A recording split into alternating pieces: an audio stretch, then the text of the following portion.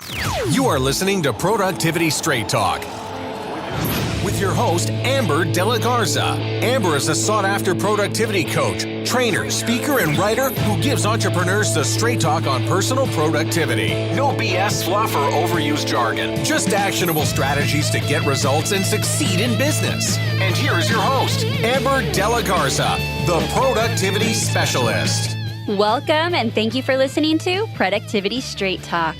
Today is episode 103. All you need to know about writing a book with Katie Cross. If you are an entrepreneur who wants actionable solutions to maximize profits, reduce stress, and make time for what matters most, then you're in the right place, and I'm so glad you've joined me. I'm looking forward to this episode because you're going to meet our guest, Katie Cross. After more than 5 years in the publishing world, Katie self-published over 15 fiction books, had 2 shopping agreements, and was the ghostwriter for countless more works. Hundreds of thousands of copies of Katie's books have gone out into the world, and countless more are to come. When listening in on my conversation with Katie, you will discover how to know when you're ready to write a book, which is a big question because I think many people either jump in too early and it totally sidetracks their plans, or they never take action on it because they're not thinking they're ever ready. So stay tuned to find out when you know you're ready to write a book.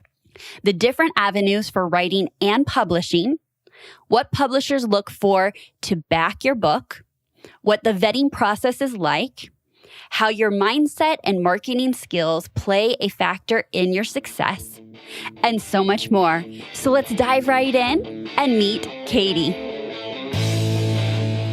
This episode of Productivity Straight Talk is brought to you by my very own signature coaching and training program, Stop the Entrepreneur's Success Solution. If you are ready to stop struggling in your business and start succeeding, head on over to theproductivityspecialist.com/stop to find out more. Again, that's theproductivityspecialist.com/stop, S-T-O-P. Hello, Katie. Welcome to Productivity Straight Talk. How are you doing today? So good. Thanks for having me. I'm so excited to be here. Oh my gosh, I am excited to have you here. You know, I handpick my guests because I think we can have a great conversation for our listeners. And I think it was one of those moments where we're pre-talking and I'm like, oh, we better start recording because... Yes, we will be epic together. Yes. Well, Katie, our listeners just heard your official bio, but you want to take a few moments and tell us a little bit about yourself, something we don't already know? Yeah, I am the mother of 2 small children, and as such, I'm currently sitting on the floor of my son's closet because it is the only place I can find quiet in my house right now. I love it. Okay, so, and then just to paint the picture of how this interview is going, because I think people like painting pictures while they're listening to the podcast, I had to actually pause recording because I had to feed my dog a peanut butter sandwich to trick him into his meds after surgery. So we've been having quite an eventful pre-session before hitting record. It's always a party. It is.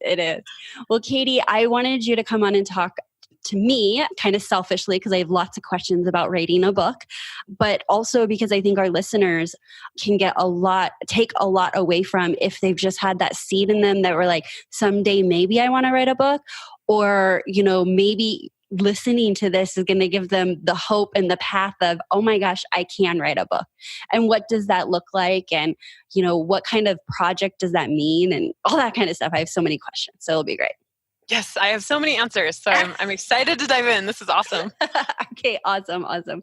So I reached out to you because I met you at a conference 2 years ago and we hit it off. And then I saw you again. And both times, the first time was like a seed deep down, not really ready at all, but, you know, gave it a thought that I wanted to write a book.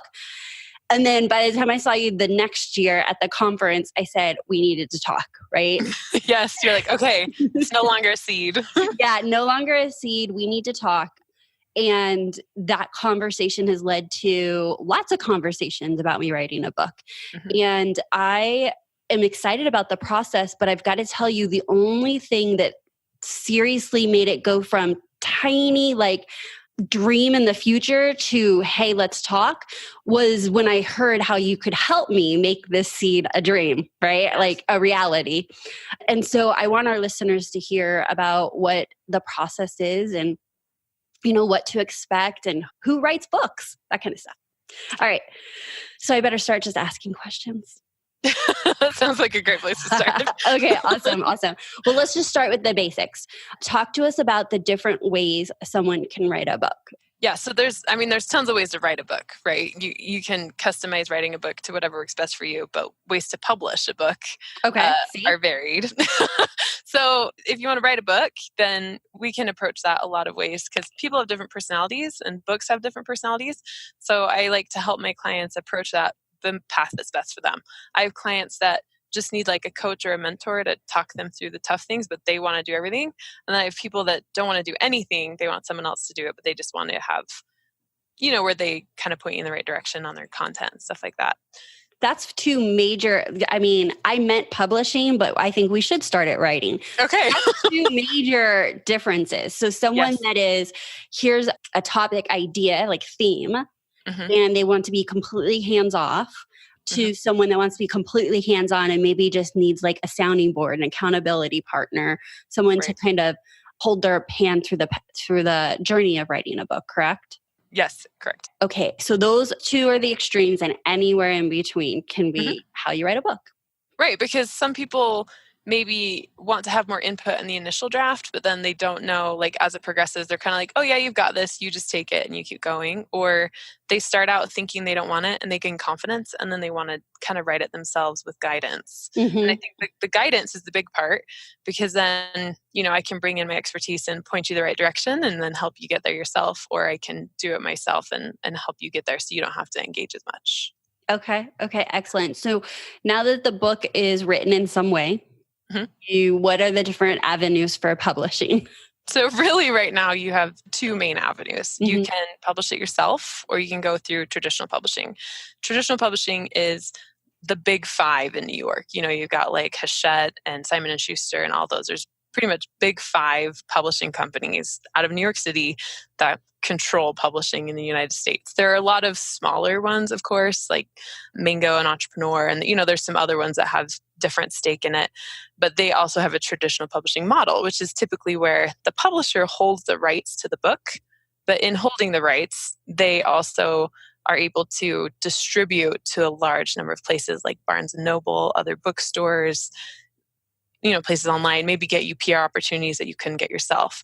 Self-publishing model for publishing is different in that you can publish the book yourself, which is great on some levels because you can control what it looks like, the date, the editing, who helps you on it. But the downside is your visibility takes an impact because you can't really get into bookstores as easily. You can't have this wide distribution. Your PR opportunities are a little more limited. But for some people, entrepreneurs, they don't actually need traditional publishing because maybe they're using their book as a business card and they're on a speaking circuit, or they have a framework that they're establishing and they just kind of want the book on it so that it's an easier buy-in for clients. So instead of saying, hey, I have this $2,000 course that will change your life, they can say, hey, here's a $20 book that you can buy to like look at a little of what I can offer. And then we can dive in deeper on this other big offering. So it's kind of a trust factor, like having the book can create your trust factor. Okay. And with regards to traditional publishing, have you seen that they have to be more established writers and then you pitch and you get accepted? Or like, what is it that a traditional publisher is looking for to be able to back your book? Yeah. So they want platform. They want, like any business, they want proof that their investment is going to pay off, right? So in negotiations I've had with my client for traditional publishers or with agents and stuff, agents want social proof. So if you have, 20,000 people on your email list and they're this engaged and you have this many followers on Facebook or whatever it is you have to prove as, hey, I have this thing and people are buying it into it and they're interested and I have this momentum, the more of that you have for your idea, the better. Because then the agent can take that to publishers and prove, hey, I have this entrepreneur that has all these people following this idea and we want to make a book out of it and we want you to represent it. And then the publisher doesn't have this high risk. So that's sort of your basic structure. That's what they want in your platform. Right. The process of getting to traditional publishing can be somewhat long and somewhat frustrating because years. It can be years. In a normal way, this lays out, and this can happen a lot of ways as well. But typically, what I see is an entrepreneur has this great idea, and they have a platform, and they have all of this social proof. So then you have to write a proposal, and the proposal can be anywhere from like 5 to 30 pages where you're including your ideas, like your platform. I have this many email subscribers, this many followers, and here's a sample of what I'd want in my book. So you basically are creating a table of contents, and then you have a couple sample chapters. You take that proposal and you submit it to agents that specialize in nonfiction, because there are agents that do fiction and nonfiction, and every agent sort of has their niche. You want to find the right agent that's representing other clients like you, because they'll know the publishers and editors to go to in the traditional publishing houses. You're going to submit your proposal to them, and then you're going to wait. And when the agent says, okay, I think this is a great idea, I want to learn more, they'll open a dialogue with you. And then as you kind of work through it, they'll decide if they want to take the risk of working with you or not. So let's say you submit your proposal and you find an agent who says, I definitely want to work with you. I know this great editor. Let's go for it. The agent then has to take your proposal and do what you just did to them. They have to go to editing houses and say, hey, I have this great idea. Do you want to take it? And then they decide if they want to take a risk on you and say yes or no. So even though in this process you've been vetted by an agent and you have all these other people following you, the editors of the traditional publishing houses may say no. They may be like, you know what? We just don't have room in our catalog for that this year, or we've already published a book like that this year, or a couple of them. We're not interested. And that's sort of where it could end. Now, if you have traction with traditional publishing that way, you can always go to some smaller houses that maybe aren't quite as big as the big five and say, hey, I have this agent, or your agent can take them to other places and see. But for the most part, it's really up to what the editors at the publishing houses want in that business model.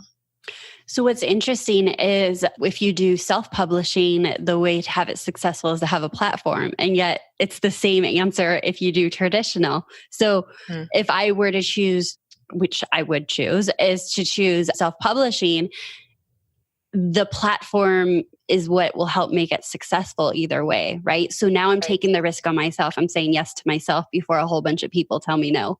Right. That's a good way of thinking of it. Yeah, I love that. I love that positive spin. So yes, the platform is key in both accounts. The difference with self-publishing though is that your platform can grow and into your book, right? So you can have your book and then use it as a way to grow your platform. As your platform grows, your book can help you be more successful and your book can gain more traction. Whereas with traditional publishing, you need that platform up front because you need to prove that you're going to sell. So yeah, and regardless of whether you go traditional or self-publishing, you're going to be expected to market your book. So a lot of people say, well, I don't want to have to market. I just want to write.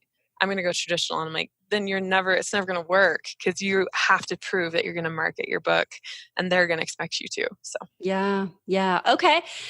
So what are some of the motivating reasons that business owners or entrepreneurs write books? You'd mentioned some use it as a business card, probably a little bit of credibility. You had mentioned like the precursor to maybe a signature program, right? Like it kind of launches into it. What am I missing? What are some other reasons that business owners come to you and they're like, I gotta write a book or I want to write a book? Yeah, those are the three biggest ones I see is established thought leadership. So either they have a new idea, a new business model, a new something that isn't out there now, and they want to really put the book out there and establish it and see it start to take off.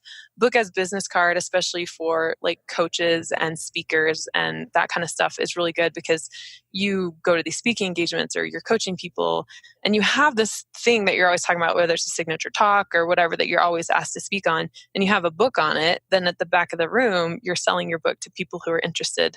Especially if you give like a really great talk and you have a room full of people, you can move a lot of books that way and establish credibility and drive people back to your brand. So it's a good marketing tactic, especially for coaches and speakers. And honestly, some people just want to write a book. Like I have some I have some clients that they have enough people following them that are just saying, you need to write a book on this or this or this or this thing. And so they end up doing that. So for some people, it's kind of a pet project, but it's a in-demand pet project. And then, the other one was, I see a lot of clients that have live events and they create a book around a live event. So they say, okay, I'm doing this retreat for like 50 people, and I want to write the book on what I'm going to establish in this retreat and give it to them there, and then make it available for everyone else to buy as a way to drive more people to the actual retreat. So you kind of get a taste of the retreat in the book, but then the right people who love the book will want to go to the retreat and kind of further it there. And experience it in real life, like face to face with you. Right. And that's where a book is such a huge productivity asset also. It's because it's kind of doing the job for you, because you can establish your leadership or your ideas or whatever, and then get it out there. And then the right people come to you for more. So it can act as a funnel and an ability to find your ideal audience if you write it correctly. Okay. All right. So what would you say is the main reasons people are not writing the books that they want to write? Like, what's coming up for a typical business owner, entrepreneur that's stopping them from taking action? Oh, overwhelm for sure. Mm-hmm. I mean, what seems bigger than writing a book? I mean, because you have to write the book, you have to produce the book, you have to market the book, you have to get all the things out there. Most people come to me and say, I want to do this thing. I have no idea how to do it. I don't even know where to start. And I don't know if I'm any good. That's the other one is I don't know if this book is any good. I don't know if anyone would read it. I deal with a lot of imposter syndrome in my clients. I joke with my team all the time, like, you have to be half therapist to do this job, because people experience so many mindset issues in the course of writing a book. I'll talk to a client on Monday and they'll be like, oh, I'm so happy I read this section. I couldn't believe it was me. And it sounds so good. And I'm so happy. And Friday, they'll call me in tears like, this isn't going to sell. This is the worst. What am I doing? So definitely the overwhelm and the mindset issues around if they're ready, if the book is good, and how to get it to where it will change readers' lives. Oh my goodness. Okay. So we're going to assume that they're rock stars, that they have something to share with the world, because I think everybody does. Yes. So the overwhelm, how do you help us entrepreneurs and business owners with the overwhelm of writing a book?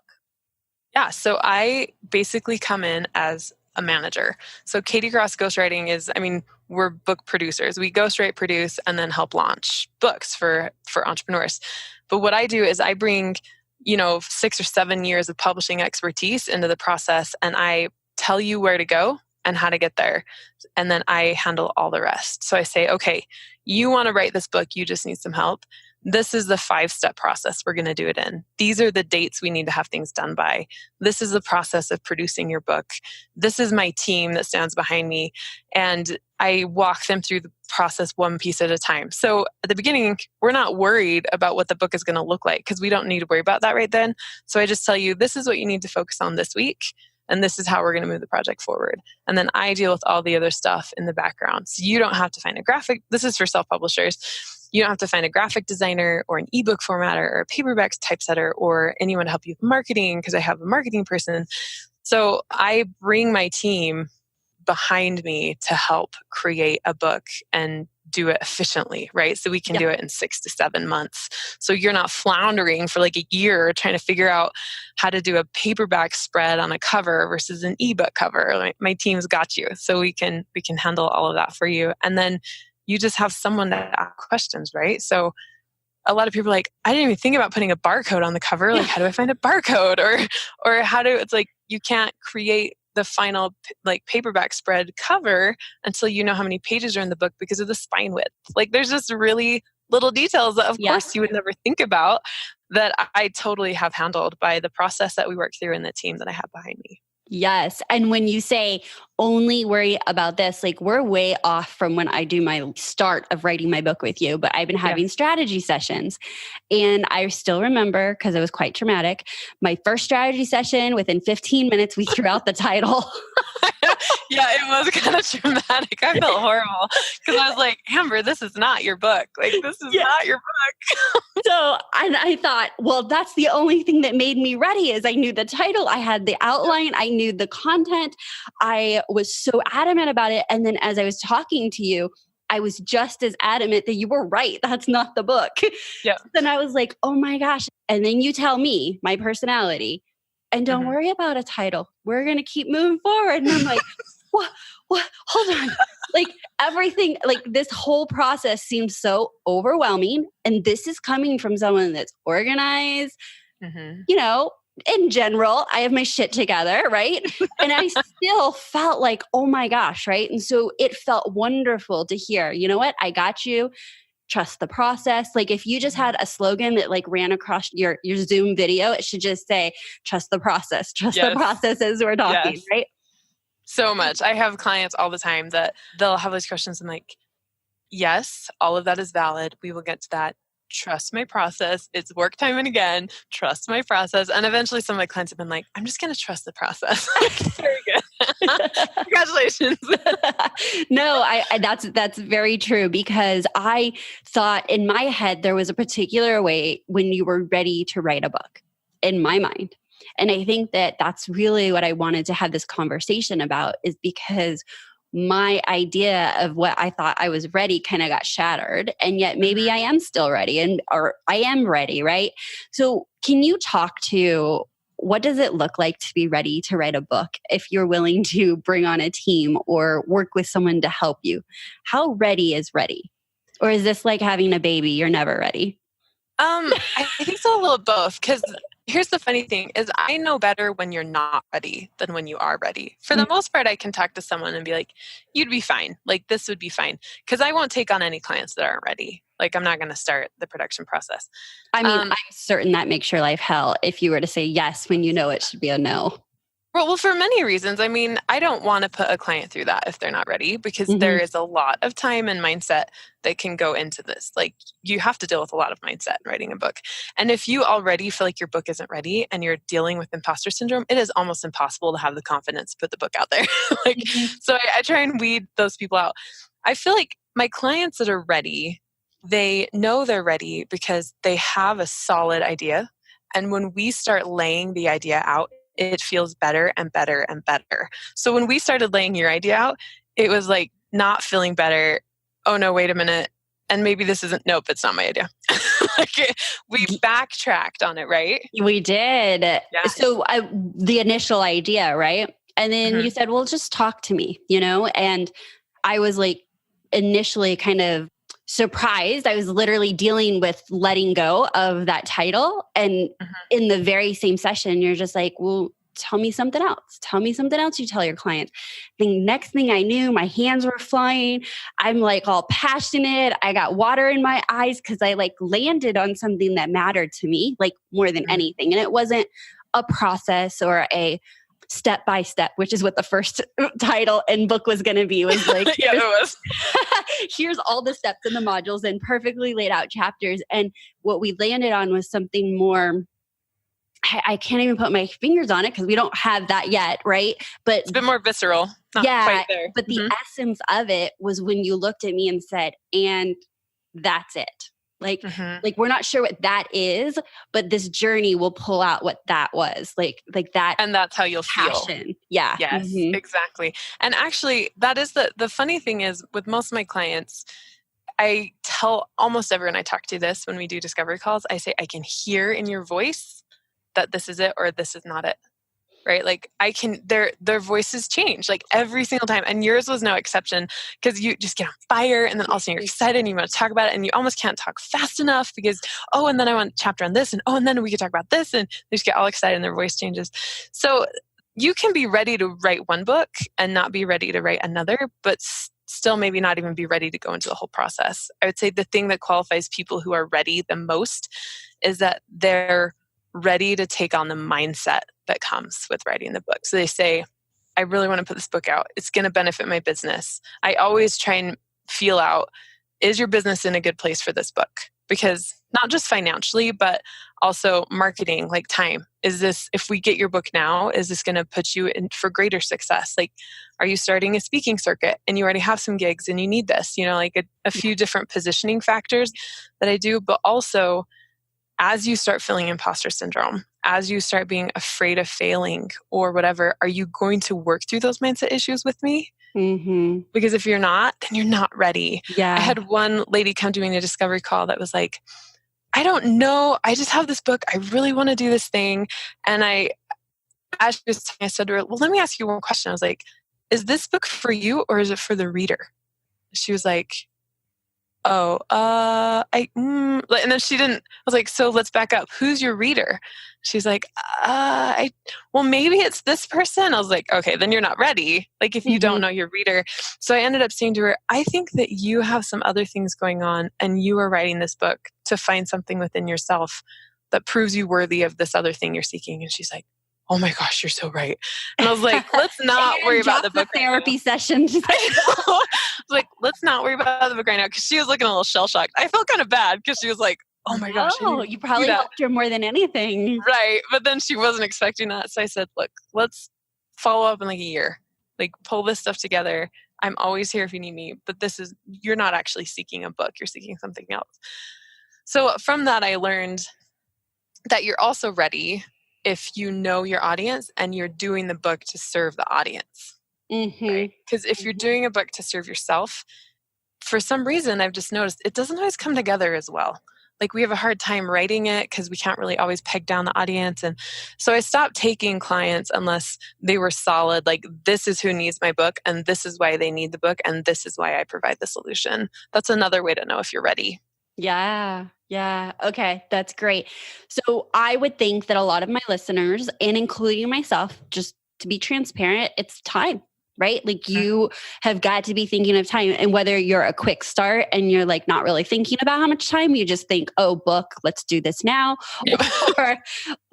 And then you're like, oh my gosh, what did I get myself into? Or if you're on the other spectrum and you're thinking, actually, I already feel overwhelmed in my business. How could I possibly add a book onto the top of it? Right. And then people fall anywhere, in the middle of those two spectrums. So time. What I had learned from you was that you are very clear with let me back up. When I was looking to work with you, the options of working with you, first of all, there was options, just like you said, right? Like all the way from little hand holding to full on hand holding. So, some variation of that. And I chose the full on hand holding. And with that, you said, well, here's very clearly the exact hours per week and what week I'm going to need your eyeballs and attention on the book. Yep. I can't tell you how assuring that was. Like, I can't tell you how great that felt, that as I was saying yes and no to things, as they were kind of overlapping into those times, I was like, well, actually, I'm on, I said lockdown. Like there's a couple weeks where it was 20 hours on my part, right? Just a couple weeks, but in general, some were 2 hours and some were 3 hours. And so those weeks that I knew, because you communicated to me, I was able to look at my schedule and be just aware of what I was saying yes and no to. Right? Yes. And I feel like what you said is, if the mindset is the main issue, we talk a lot about mindset on the podcast because I think it goes hand in hand with productivity as well, is if you have the right mindset and you're doing it for someone else, there it's like gut wrenching, you'll find a way to make the time. Right? Now, one of the conversations I had with you that I'm in hindsight, I guess that's why you were asking it. We were kind of talking about my business model, because my business model has been a lot of one-on-one services, one-on-one coaching, one-on-one strategy sessions, things like that. And I knew that I needed to get to a place where I was serving one-to-many more often than not, so that I could have the bandwidth, that my revenue wasn't being affected, but I could carve out time to write a book. Right. Yes. And so we're thinking of all of that, because I would assume if you're writing a book with someone, this is a huge project. Like they would have to know, like if they're a smaller business or solopreneur, like there's no other projects going on in addition to this. It's running your business, writing a book. Right. And working with me can save you a lot of time, right? Like Ton. there's a lot I can manage, and there's a lot that I can do, not just in guiding you the right way, using my expertise to help you structure it, but just in I can field a lot of design questions and then bring you the important ones. So, once or twice a week, you're getting an email from me versus like the 10 to 15 emails that go along in the team. So that's it. But no matter what, you're making a time commitment to the book. So even if you do a full ghostwriting package where I'm writing it, there will still be a couple weeks here and there where you need to review the book and make sure it's what you want. Make sure there's not additions. I want to read all the words. That makes sense. Exactly.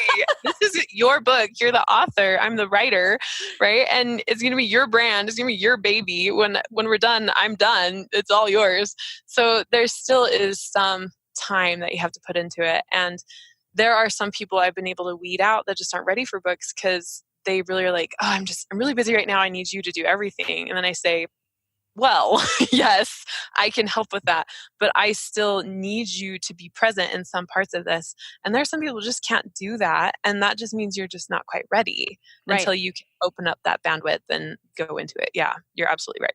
Yeah, I agree. And I love that you keep circling it back to like the bigger why, like why are you writing this book? Because during those hard times, just like I say in productivity, right? The mindset, these days where you're grinding it out or your day does not go as planned or whatever, the more often you can be grounded to why are you doing this? Like, why are you in business? Who are you helping? Even if it's that you're so passionate about it providing something for your family, right? Like that, that clarity on what drives you can be a huge force in pulling you through those mindsets and those stumbling blocks and things. Yeah.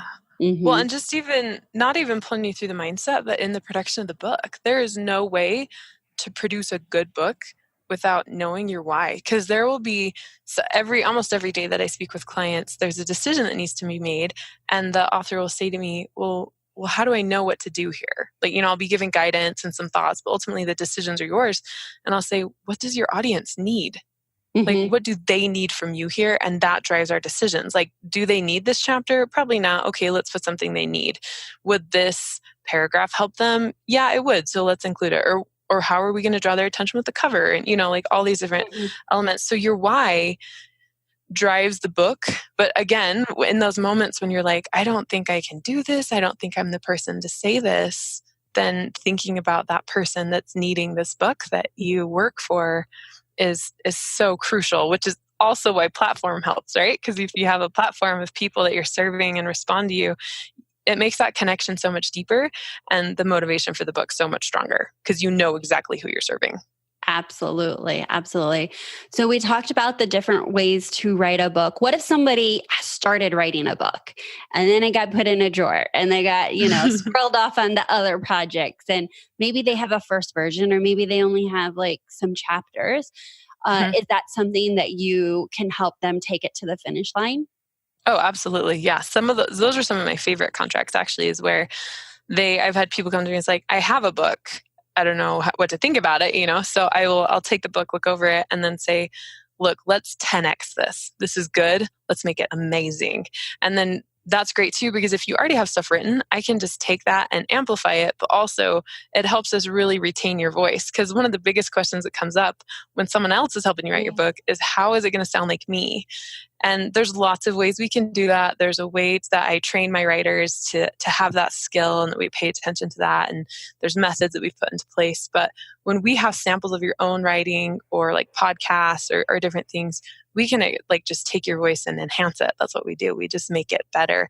I've even had clients come to me with 60,000 word manuscripts, like a long book. And it's just a collection of blog posts that are like organized by subject and that sort of pertain to an overarching theme.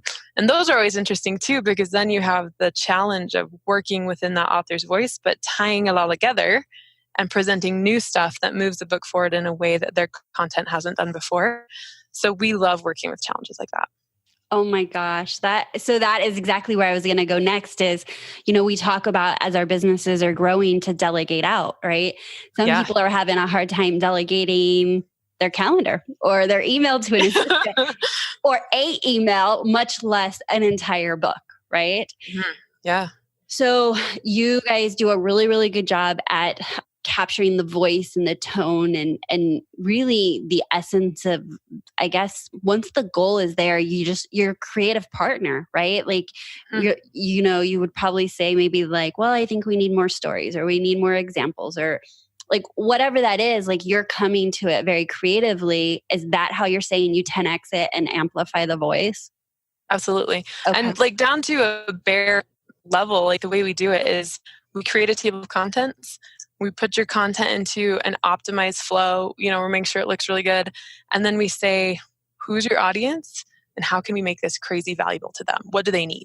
So if this is like a framework, it's like maybe you need a frequently asked section at the end of every chapter, or maybe just the end of the book. Or I had one client that she was writing a book to help moms like that are trying to run businesses with small kids. And so I said, you know what these people need? Because I know so well. It's like they need you to tell them exactly what to do. They need a list because we love lists, right? Like we love to cross off lists. So we included a list of things to do that pertain to that chapter in every chapter, and then an extra big one at the end of the book. Because like that's what these people need. So we think of creative solutions to driving your message better to your ideal audience. And through that table of contents, we say, we use a lot of colors. So we work on Google Drive and we say, okay, here's your table of contents. We need a story here. Let's put that in pink. And maybe we could use, I don't know, like frequently asked questions here, and that's in purple. And then we just look at it as a whole. We say, how else can we be creative? How else can we drive this home? So it sounds like you, it echoes your brand, and it looks like something you'd produce. And it feels good to you. That's the most important thing with the author, is that it feels good to them. And then we just start implementing and testing. The great thing is our process has room for testing. We've created it in a way that we can say, we're going to just put this together and try it out here. And I need your feedback. Like, do you like it? Do you not like it? What do you like? What you don't? And then we take what you like and what you don't, and we start tailoring it and sculpting it. So I always tell my clients, it's so Shrek, but our books are like onions, right? Like there's layers, and you create the book in layers. So every client of mine has always had a little panic attack around the second draft because it's messy and there's still content that needs to go in. And they're like, I don't know what this is supposed to be. I'm still confused. And I say, yep, you are. And that's great. And it's messy and there's no transitions. And that's right where we need to be. And this is perfect because we're creating something beautiful. And then we just add more layers and we add more creativity and we just make the perfect book through the process.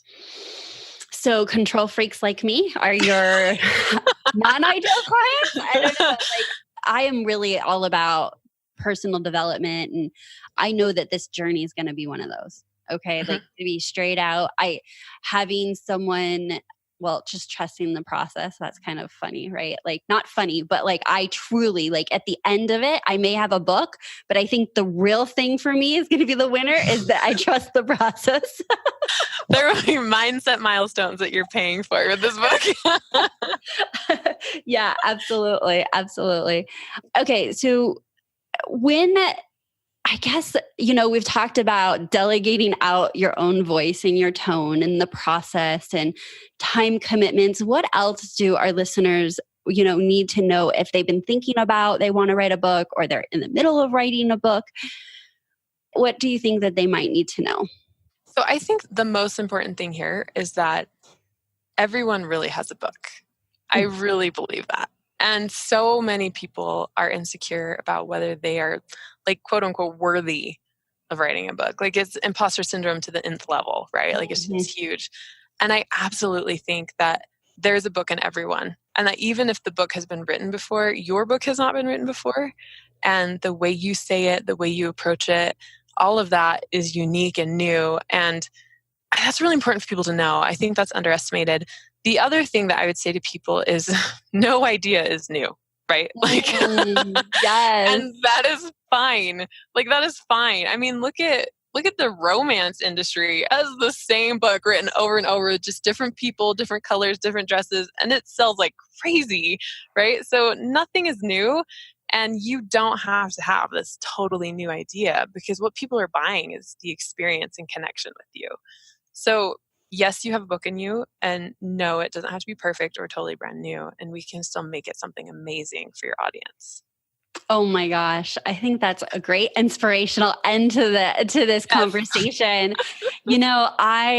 really wanted to have this conversation, like I said at the top of it, but from a productivity standpoint, if you've listened to the podcast for any time, you know that a large portion of your time needs to be spent in marketing and visibility.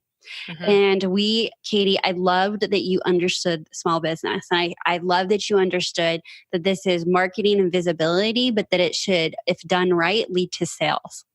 Yes, exactly. And we talked a lot about that. And I don't know that I think that is a treasured asset and someone that you're going to partner with when you're going to write a book for your business and under your business brand, that they understand that, because I get that, and I'm clear that that's a primary goal, right? Not just helping people, but it needs to guide them onto the journey, what's next for them.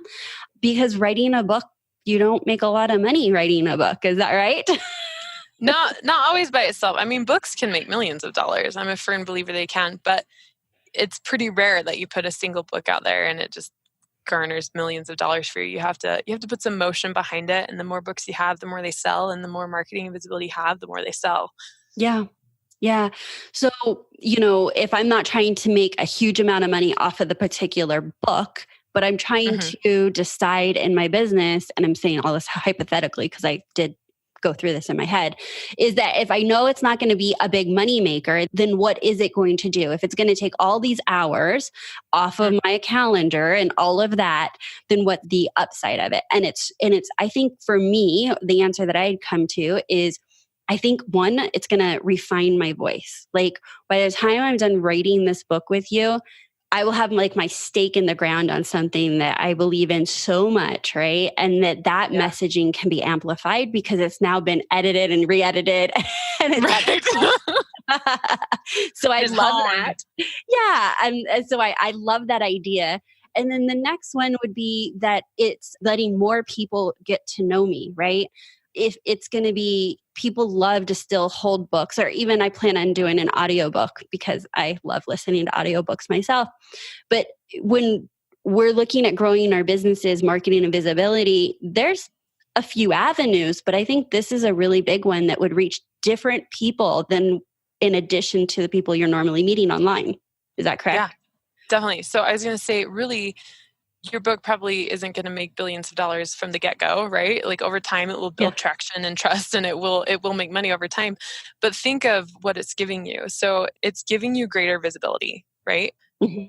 I mean, you can put your book in subscription boxes that go out to people who never have you. I have clients that are putting their books in like the executive packages for conferences that like all these important people are going to get their books for free. And there's so many ways to use your book to create visibility, which is huge.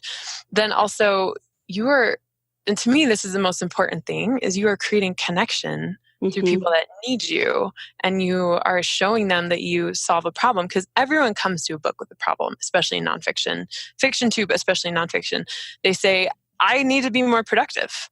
How do I do that? And they come to your book looking for an answer, right? So you create trust and you create connection. And for those entrepreneurs that have bigger packages to sell, a book is a really safe entry point, right? Yeah. And it's an entry point for them. And it's also a funnel. Like it's a way to winnow out the people that really aren't your ideal client. So if they're coming to you saying, I read your book, I need your course, they probably need your course. Right. Because they read your book, right? And you tailor the book to feed that. Yes. So it does its work for you in some ways as you get it out there more. And it increases your visibility. It just makes that so much better. And I loved what you said, is it refines your voice as well. Yes. And that's a lot of power in knowing what to say. Yes, I agree.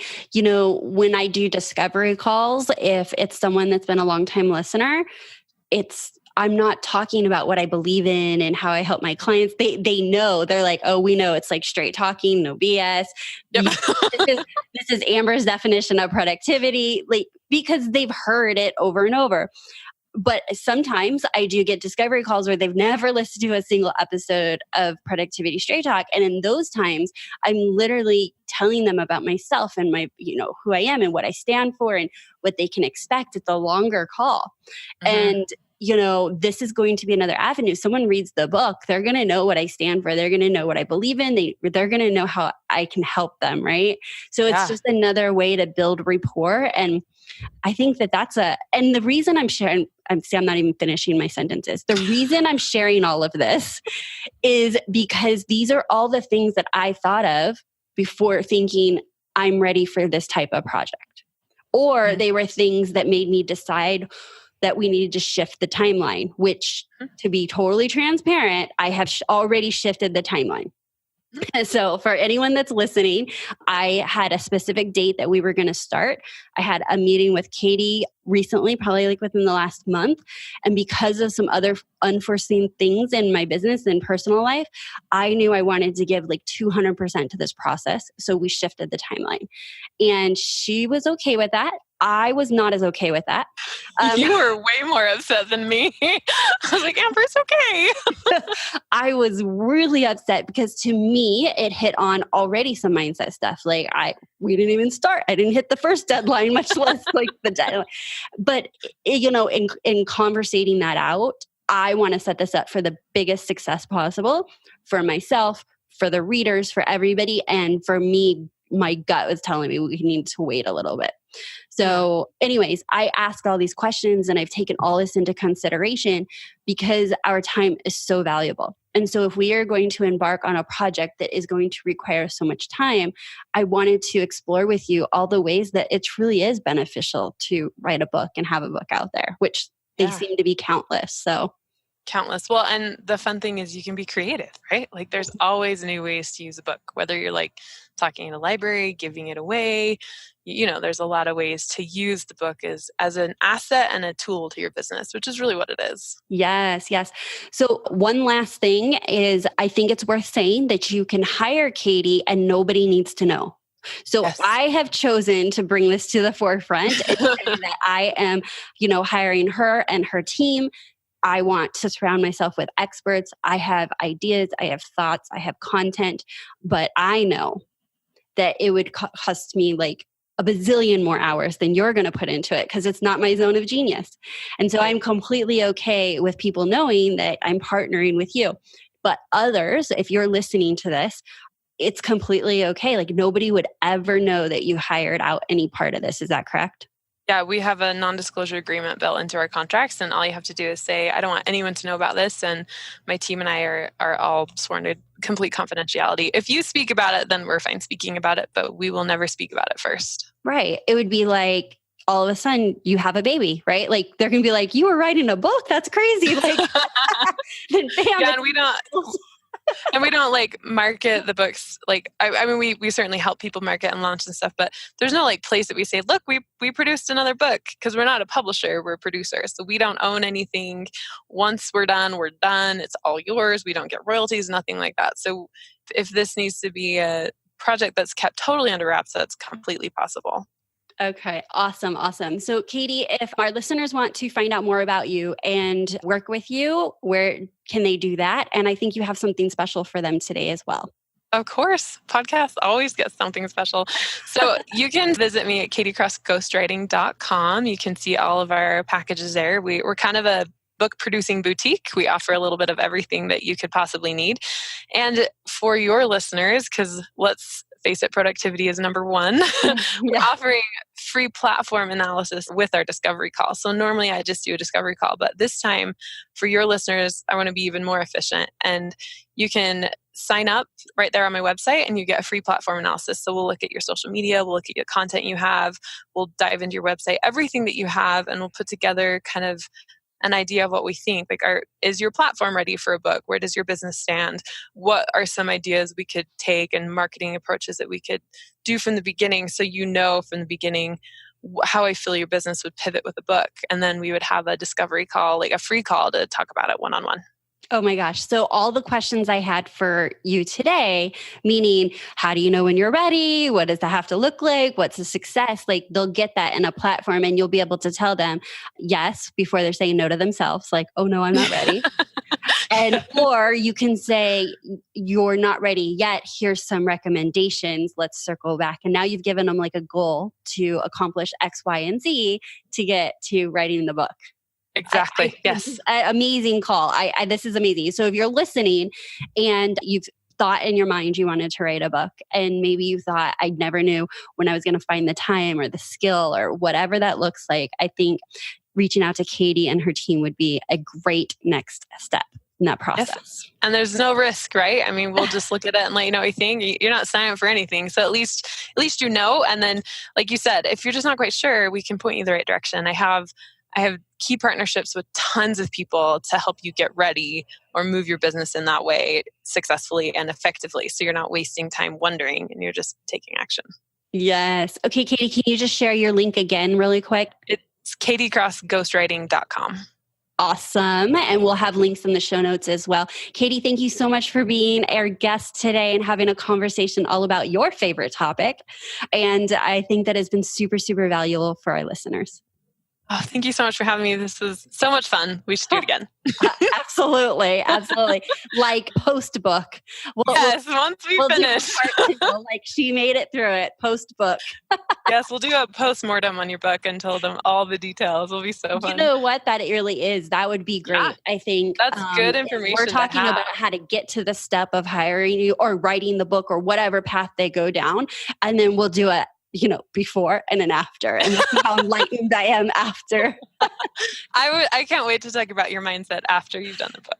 Yes. And, Katie, we've talked about that. Like mindset is something we work on all the time, right? Like it's not my verbiage, but I heard it and it's just so new level, new devil.